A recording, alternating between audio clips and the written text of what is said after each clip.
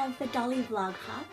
This week's prompt is, if you were given the chance to do a collaborator labels doll, what style would you choose?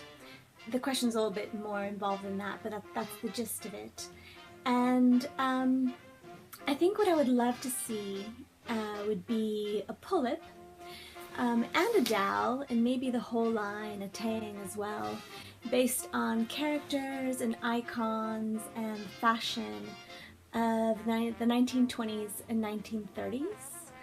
And I know that spans a lot of time, but I would love to see wigs cropped short, and maybe with the little, little ironed in waves and curls, the dresses in all those really light chiffons and detail work of beading,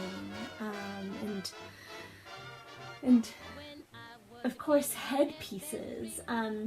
Here I've set up a little scene and just sort of leaving it up to the imagination. I don't have any costumes like that for them, so I couldn't dress them up that way, but I think it gives you a little bit of an idea of what I am picturing.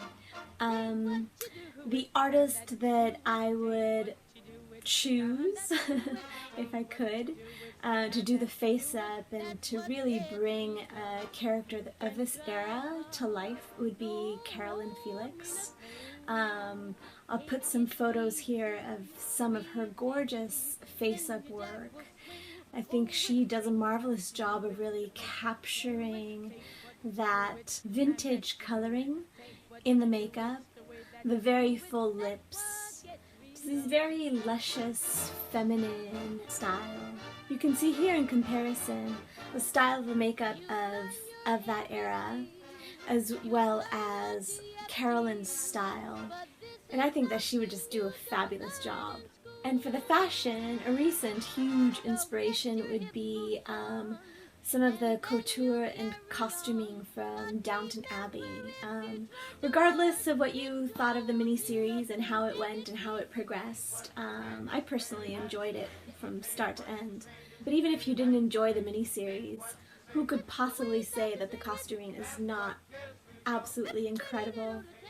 I think it's what I enjoyed watching more than anything, were these incredible gowns that they get to wear to all these different occasions. I mean, even just to dinner, right? What if we still did that these days, dressed up to gather for dinner with gloves and the whole bit? I suppose the era has its benefits and then its limitations. The thing is that I realize I don't know that many designers of Pullip clothing.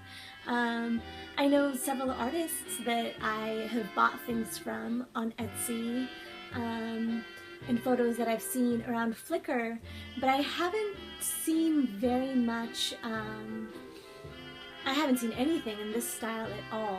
It's probably out there somewhere. And so it's hard for me to say which designers would be best qualified to do this work. Of what I have seen, some of the finest quality work is by an artist on Flickr.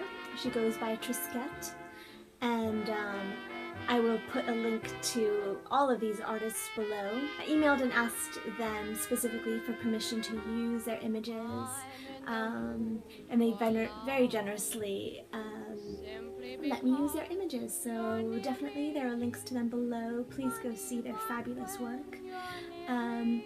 And I haven't seen Trisquette do anything specifically in this flapper era, but I imagine that she could whip something up that would be just absolutely gorgeous. Okay, so I leave you with a little bit of a slideshow, and that's for this week. Thanks for watching. Bye. This little dream might fade. We put our hearts together. Now we are one. I'm not afraid. there's a cloud above. If it should rain, we'll let it, but for tonight, forget it.